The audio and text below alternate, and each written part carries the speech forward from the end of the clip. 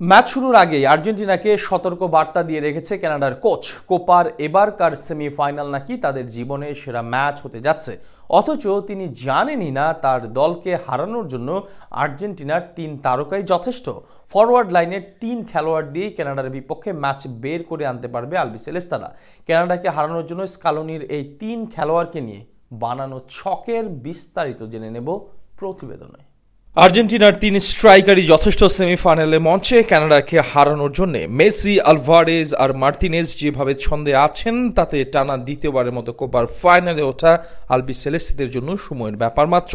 তবে কানাডার কোচ অবশ্য বলছেন ভিন্ন কথা, রীতিমতো সাবধান করে রাখছে বিশ্ব চ্যাম্পিয়নদের। তবে তিনি হয়তো ভুলে গেছেন আকাশী নীল জার্সির হয়ে মাঠে নামবে সময় সেরা ফুটবলার লিওনেল মেসি, যে কিনা নিজের দিনে মাটিতে মিশিয়ে দিতে পারে যে কোনো ডিফেন্স লাইন আপকে। সেখানে পুচকে কানাডার অবস্থা কই গিয়ে ঠেকতে পারে সেটা কল্পনা করাটাও বোকামির শামিল। ফিফা র্যাঙ্কিংয়ে কানাডার সাথে আর্জেন্টিনার তফাৎটা বিশালই বলা চলে। অন্তত সেমিফাইনালের মঞ্চে যদি বিশ্বের 1 নম্বর দলের সাথে লড়াই করতে বলা হয় 48 নম্বর দলের, তাহলে সেখানে ভারসাম্য থাকে কি করে? আর তার উপর 2 দলের খেলোয়াড়দের শক্তিমত্তার মধ্যে পার্থক্যটাও যোজন দূরত্বের।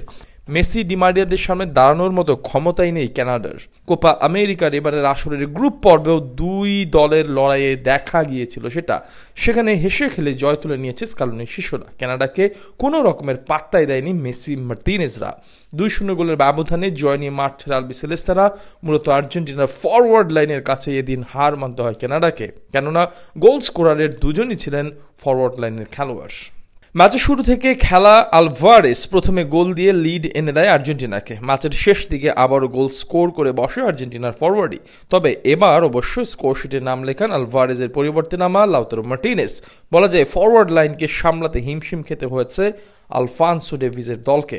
বুধবার আবার সেই কানাডার বিপক্ষে লড়াইতে আর্জেন্টিনার চোখ থাকবে তাই স্ট্রাইকারদের দিকে। ফ্রন্ট লাইনে আলভারেজ আর লাউতারো মার্টিনেজ গড়ে দিতে পারে সব পার্থক্য।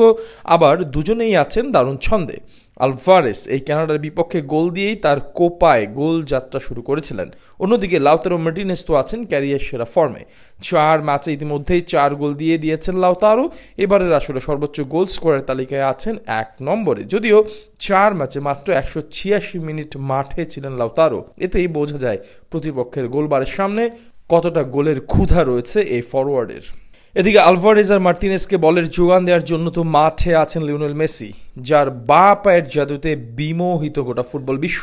বছরের পর বছর ধরে যাকে আটকাতে হিমশিম খেয়ে গেছে তারকা সব ডিফেন্ডাররা, তবে কোনো কিছুই মেসিকে আটকাতে পারেনি সর্বকালের সেরা খেলোয়াড় হওয়া থেকে। ক্যারিয়ারের পরন্ত বেলায় তাই মেসি থাকতে চান সেরাদের সেরা হয়েই, বিদায় নিতে চান কোপার চ্যাম্পিয়ন হয়ে। তাই তো সেমিফাইনাল আর ফাইনালের মঞ্চে দেখা মিলতে পারে মেসি জাদুর, যা দেখা মেলেনি গ্রুপ পর্বের ম্যাচে। আর নিজে পুরনো ছন্দে ফিরে আসার জন্য কানাডার থেকে সহজ প্রতিপক্ষ আর কেই বা হতে পারে?